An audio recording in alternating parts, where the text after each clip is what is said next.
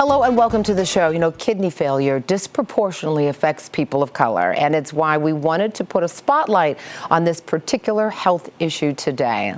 Let me introduce you first to Paul Warner.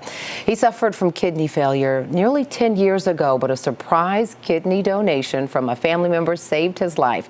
And that surprise kidney came from his younger sister, Marcia Warner, who secretly went through the kidney transplant screening process just to make sure she could keep her brother alive. And one of our favorite physicians, Dr. Frida Fisher, is back. She is triple board certified in nephrology, internal medicine, and pediatrics. Welcome back, and welcome to the two of you. I absolutely love just the truest sense of sibling love here is taking care of a loved one with a kidney. Yes. But you had no idea the kidney was going to come from your sister. No. Let's talk about what happened leading up to the diagnosis. How did you know something was wrong? Well, September the 15th of 2015, I got really sick. Okay.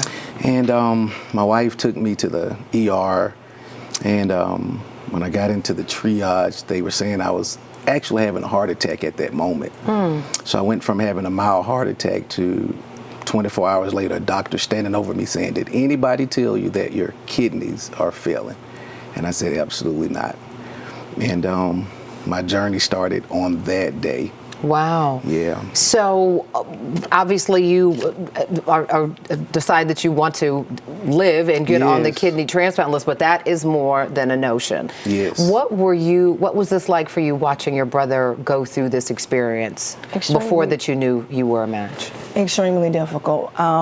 Paul is like the strength of the family when it comes down to the five of us. Yeah. So he was not divulging everything about his illness. So it wasn't until later, when there were other times that he ended up in the hospital, that we really found out how sick he was. Right. He was doing everything that he was doing before. Right. So I understand you were leaving the hospital from one of the many visits, I have to imagine, and saw a number for how you could help. Yes. Tell me more. Yes. So we had an experience in the hospital where Paul was actually saying goodbye.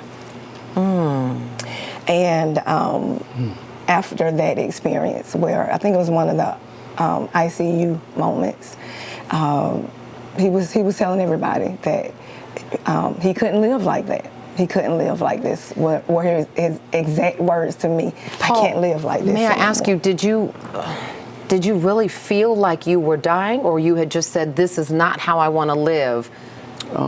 That particular day, I actually felt I was dying because Is it pain? it was just extreme fatigue. I was tired of the dialysis. Actually, I had left one of my dialysis appointments early that week because I just couldn't take it anymore. And I told my wife, I said, "I think this is it." And she took me to the hospital. And actually, that particular day, we stayed in the ER for 18 hours. Oh, my goodness. 18 hours. And when they finally got to me and had to call my nephrologist to get me admitted, my blood pressure was just dropping low. And I just felt like that was it. So let me ask you, when your brother says goodbye, I mean, I can tell this is emotional for you now, and that was 2016, 2016. almost 10 years ago. Yeah. You just say, "I'm not hearing it. I'm going to go Yes. figure this out." What does the Yeah. little sister who wants to save her brother do? Because obviously you weren't saying goodbye. Yes. So at that time, I think it was just that feeling of fear. Unfortunately, we do know what death feels like. We do know the pain of grief. So him saying, "I can't live like this," to me was, I can't accept that. Yeah. My sister-in-law had mentioned some things about donation, but it was still incumbent upon me to make a move. And it's quite a process. It is. Yeah. It is. Dr. Fried, I want to bring you in here because you don't just say, "I want to give the kidney." There's you have to make sure that you're healthy enough to do it, right? And that you're a match. Explain what happens when you get to that point. Absolutely. So when the kidneys stop working, when both kidneys fail, the you cannot live unless you have dialysis or some form of kidney replacement therapy, like a transplant. Something to flush the toxins out of your body, Exactly, right? the toxins, the excess water.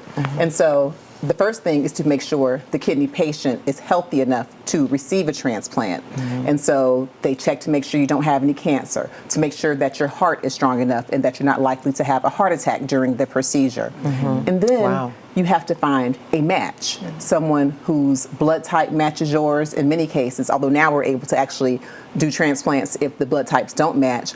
And you also have to make sure that there are many antigens involved, and you have to have the right match. And so once that happens, then the donor has to be healthy enough. They have to make sure that the donor is not going to have a heart attack during the transplant. The donor doesn't have cancer. The donor doesn't have a high risk of kidney disease. And so when you're talking about siblings, if one sibling has an illness that predisposes them to kidney disease, like high blood pressure, for example, they need to make sure that the donating sibling does not have a dangerously high blood pressure. So Marcia, for you, this process was more than 100 days.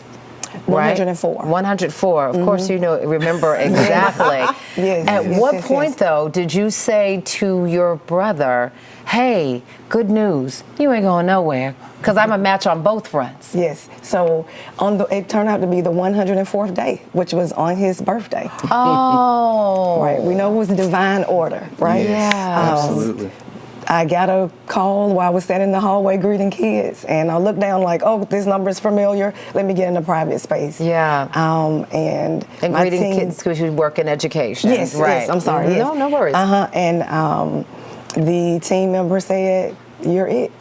Wow. You're So, a match." Paul, we just have about a minute left in this part of the conversation, but I can't imagine what that's like for you. Were you excited, scared, all the things? I think it was almost every emotion that you can imagine, but that particular day I was so sick that I could even hardly celebrate.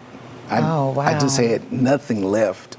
But we come from a close-knit family. Yeah. And unfortunately, our father passed away.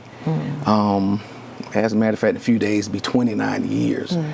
And he made sure that we will always take care of one another. Clearly, So, you father knows best, and Yes. you listened. Yes. What a beautiful story. Listen, we're going to continue this conversation. It's coming up.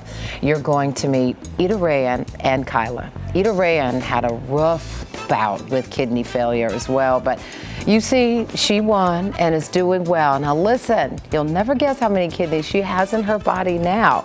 And Kyla is an advocate for organ donation. Why is that such a taboo topic for some folks? Stay tuned for their stories coming up after the break. Thank you so much for watching. I really appreciate it. And I really want to thank you for season 3 of Portia. It's because of loyal viewers like you that we keep getting to share this daily dose of positivity all across the country. So just a reminder, I still need you to like, comment, and subscribe. And go ahead and tell your friends. You can catch us now in Orlando, in San Francisco, in Atlanta, and all across the country on Fox Soul. Tell your friends. We'll see you soon on Portia.